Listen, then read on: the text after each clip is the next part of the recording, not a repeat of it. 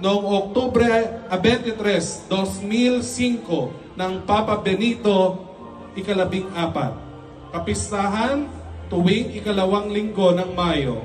Recamadero, kapatid Aaron Daluraya, kalihim, at magiging Hermano Mayor sa taong 2027 ng Devotos de la Virgen Maria Santissima mula sa Barangay Bagong Bayan.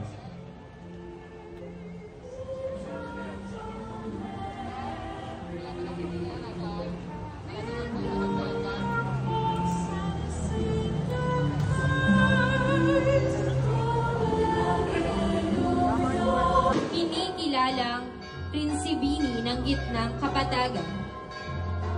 Pinapamintuhuan sa Gapan, Nueva Ecija. Ginawara ng Koronasyong Kanonikal noong Abril 26, taong 1964 ng Papa Pablo VI.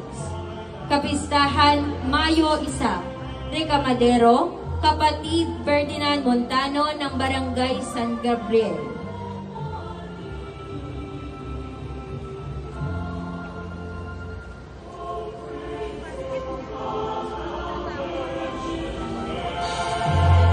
Nuestra Señora, Virgen Milagrosa del Santísimo Rosario de Orani, saksi ang mga bayan ng Orani at Samal kung saan nag-aparisyon ang Mahal na Birhen. Pinamimintuhuan ito sa Orani, Bataan. Ginawara ng Koronasyong Kanonikal noong Oktubre 7, 1958 ng Papa Pio XII. Kapistahan, ikalawang linggo ng Oktubre. Recamadero, kapatid Florencio Janairo Jr. mula sa Kawit, Cavite.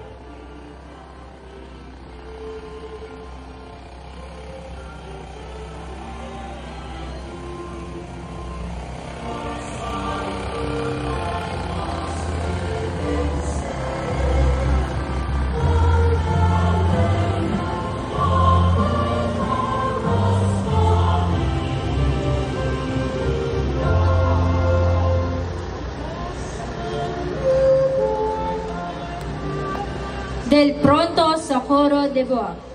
Nuestra Señora del Pronto Socorro de Boa. Mas kilala sa tawag na Birhen ng Biglang Awa. Siya ang reyna ng probinsya ng Marinduque. Ginawaran ng Koronasyong Kanonikal noong ika-10 ng Mayo 1958 ng Papa Pio XII. Kapistahan ika-11 ng Nobyembre. Recamadero, Ginang Marina Monteroso.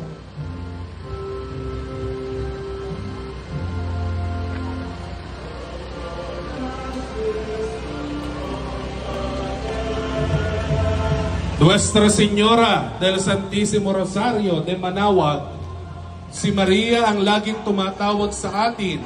Siya ang laging nagpapaalala na may Diyos na maawain. Siya ay pinipintakasi sa lalawigan ng Pangasinan. Ginawara ng Koronasyong Kanonikal noong Abril 12, 1926 ni Papa Pio ika-11. Kapistahan, ika-2 Miyerkules matapos ang linggo ng pagkabuhay. Recamaderas, John Alfaro at Dovi Alfaro. Kasalukuyang Pangulo ng Samahan at Hermano Mayor 2023 ng Devotos de la Virgen Maria Santissima.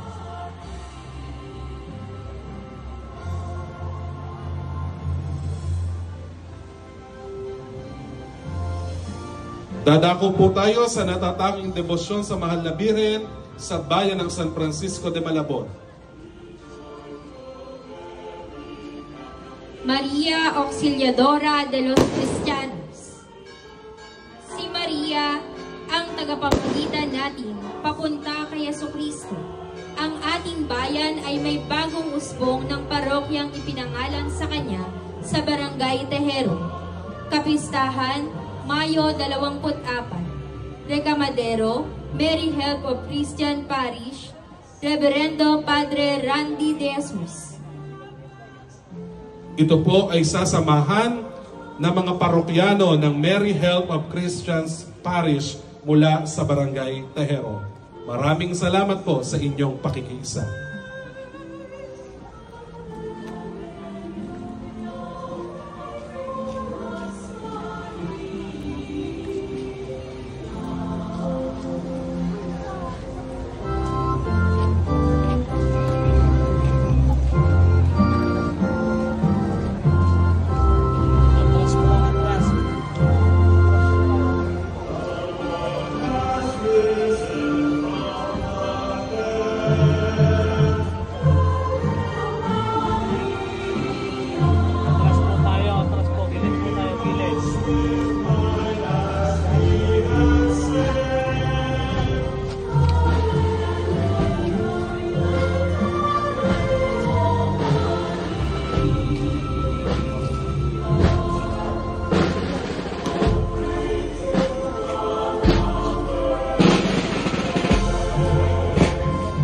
Nuestra Señora del Santísimo Rosario, La Naval de Manila. Si Maria ang ina ng Rosario, ang pinagmabisang sandata laban sa mga kalaway. Napagtagumpayan ang laban sa mga pirata sa pamamagitan ng krusada sa Rosario. Siya ang tinaguriang Reyna de las Islas Filipinas. Ginawaran ng koronasyong kanonikal noong Oktubre 5, 1907 ng Papa Pio X. Kapistahan tuwing ikalawang linggo ng Oktubre. Regamadero, kapatid na Lance Corpus mula sa Maragondon, Cavite.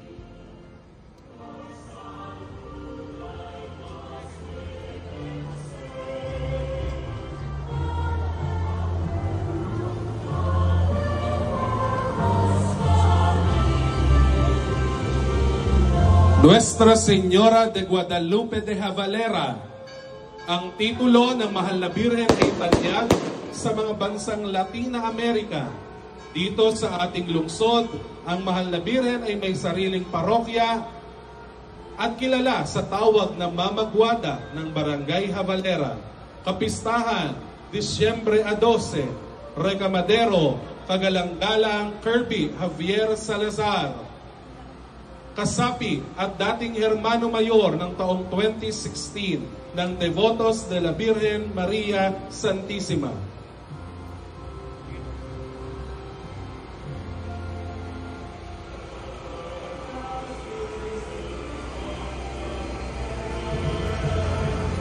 Nuestra Señora del Perpetuo Socorro.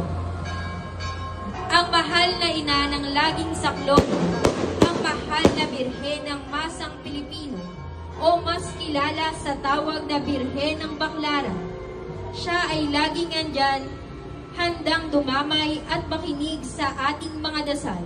Kapistahan, Hunyo 27, Recamaderas, samahan ng mahal na Birhen na ina ng laging saklol. Sa pangunguna ng kanilang Hermana Mayor sa taong ito, kapatid na Lani Orquia.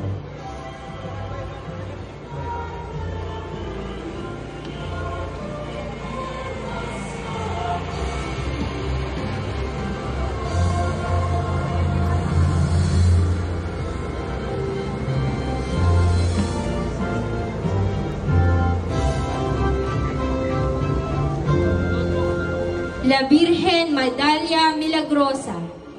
Tanyag ang larawang ito ng mahal na Birhen, lalo na kapag buwan ng Mayo, sapagkat sa kanya ginanap ang alay ng Ihas de Maria. Pinaparangalan at inaalalayan ang mahal na Birhen sa pagbuputong ng koronang sampagita sa kanyang ulo.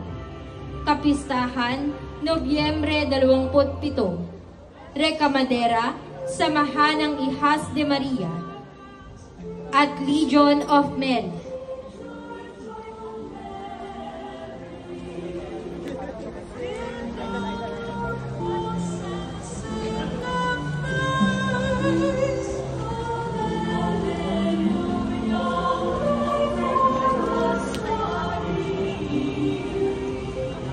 Virgen Dolorosa.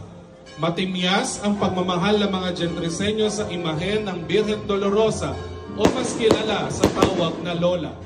Tuwing Biyernes Santo, ang kanyang karosa ay naglilibot kasama ng hosanera, taong bayan at mga piling-piling kasapi ng musiko upang tugtugan at awisan siya ng Stabat Mater Dolorosa.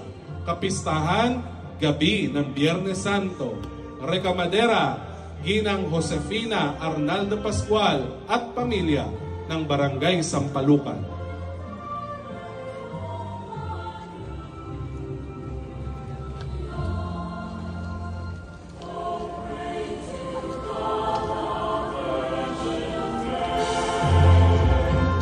Nuestra Señora de la Soledad de Malabon.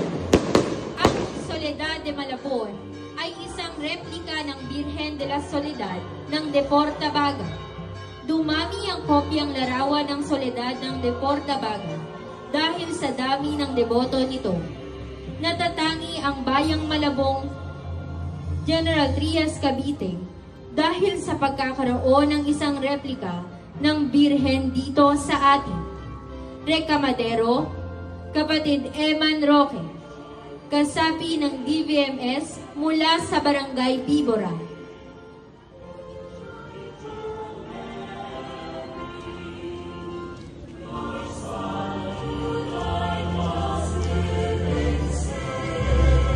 Nuestra Señora de la Presentación de Lumang Bayan, ang mahal na Birhen ng Barangay Bibora na natagpuang nasusunog sa may ilat lambingan sa ilalim ng punong kawayan noong 1942.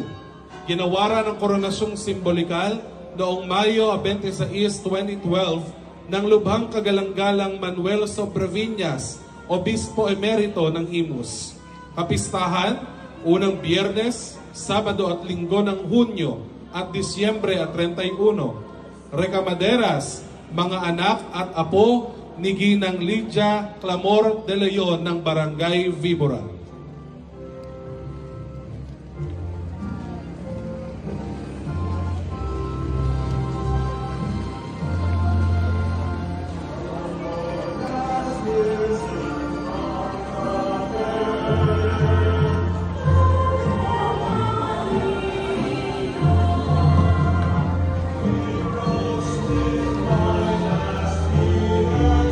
Nuestra Señora de la Soledad de Portabaga, tinatawag ding Reyna de Cavite at Luz de Pilipinas, ang patrona ng buong lalawigan ng Cavite, ay siya ring sakdala ng mga Caviteño sa mahigit na 3 siglo. Mahigit na 300 taon nang nakararaan ng isang gabing napakalakas na unos habang nagbabantay ang isang sundalong Kastilo sa pintuan ng Portabaga. Isang nakakasilaw na liwanag ang kanyang nakita na nagmula sa mahalong karagatan ng kanyang tao. Nagulat at natakot sapagkat inilalang ito ay mga piratang Muslim. Sumigaw ang sundalo ng alto, alto. Habang papalapit ang liwanag sa kanyang kinatatayuan, isang kaakit-akit at malambing na tinig ang nagtanong kung bakit hindi niya nakikilala si Maria at sinabihan siyang siya'y kanyang paraan. Ang sundalo ay buong pitagan at pakumbabang nanikluhod sa harap ng mahal na Birhen. Kinaumagahan ng gabing iyon, isang nakakwadradong larawan ng mahal na Birhen ng Soledad ang natagpuan sa pangpang ng dagat, sa lugar kung saan nagpakita ang mahal na ina. Ang mahal na Birhen ay nilalarawan bilang babaeng namimighati noong gabi ng unang Biyernes Santo. Si Maria na nakadamit ng puti at itim ay para bang nakaluhod habang pinagbubulay-bulayan ng paghihirap ng kanyang nag-iisang anak. Nasa kanyang harapan ang koronang tinig at mga pako na siyang mga gamit sa pagpapahirap kay Jesus. Ito ay isa sa pinakamatandang pintang larawan ng mahal na Birhen sa bansang Pilipinas. Ang imaheng ito ay nasa pangangalaga ng Cofradía de la Virgen de la Soledad de Portabaga, Incorporated.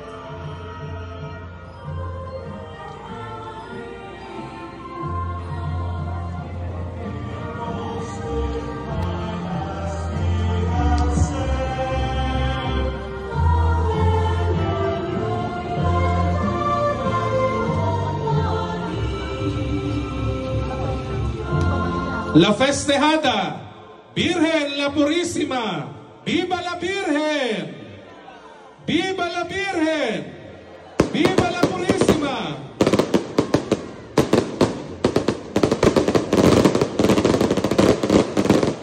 Ito po ay sasamahan ng mga miyembro, hermanos mayores ng Devotos de la Virgen María Santísima, taong bayan at aagapayanan ng Community Wind Ensemble.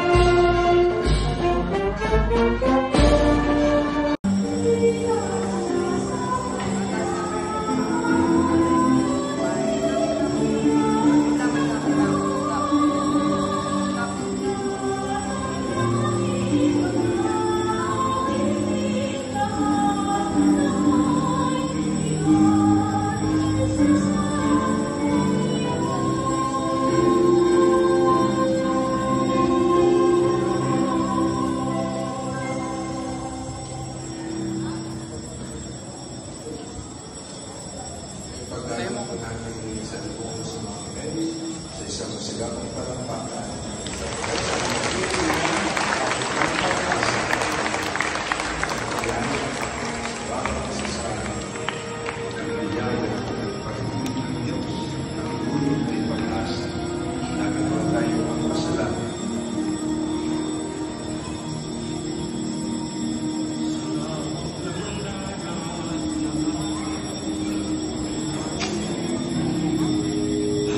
pangalan mo ang siyang laging sinasabi.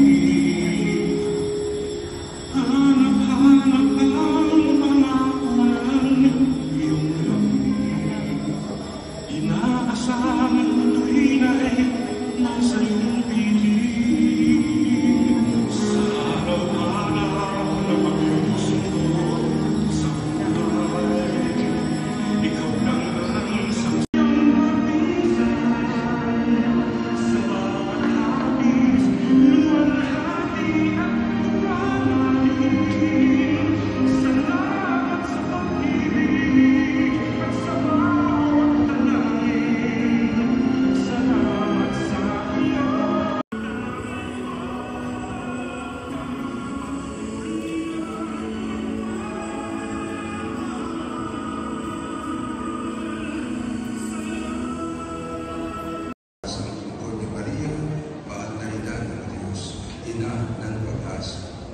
Minarapat ng makapangyarihang Diyos na hiramin si Maria upang maging ina ng kanyang minamahal na anak na nagdulot ng pag-asa sa bawat isa sa atin.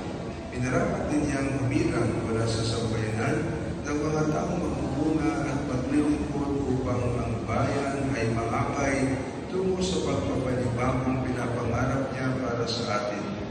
Dalangin natin ang mga kapatid kong minamahal na ang paglilipat ng baraatang ito ay maging isang larawan ng ganap na pagtatalaga ng mga mangko at ng nakaraang panunungkulan. Ang nagdaang taon ng paglilingkod ay naging pagkakataon para sa akin upang masdan, tingalain at pagsikapang tularan ang mabuting halimbawa ni Maria, ating ina. Nagpapasalamat ako sa mapagmahal na Diyos na pumili sa aking grupong maging hermano ngayong taon. At sa gayon, ay napatunayan muli na sa aking kahinaan, tunay na naninibabaw ang kanyang kapangyarihan. At ngayon, kapatid, dumating na ang sandaling ito ng paglilipat ko sa iyo nitong baraata. Dalangin kong maging inspirasyon mo sa paglilingkod ang ganap na pagpapapili ni Maria sa kagandahang loob at malasakit ng Panginoon.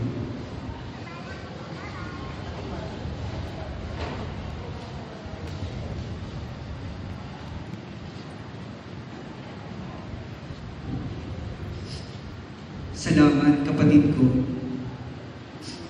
Ngayon, nilingap ako ng Diyos.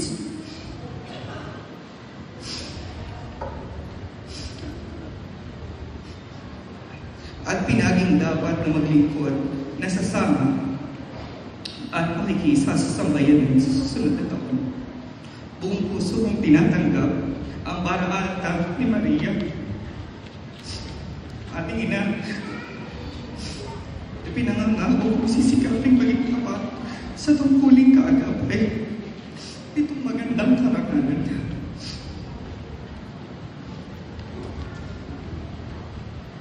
Papurihan natin ang Santatong Diyos na patuloy na nagpapahayag ng kanyang pakikisa sa ating buhay. Ang kanyang pakikisa at ang pagdalangin ni Maria, ating ina, naway patuloy natin maranasan siya.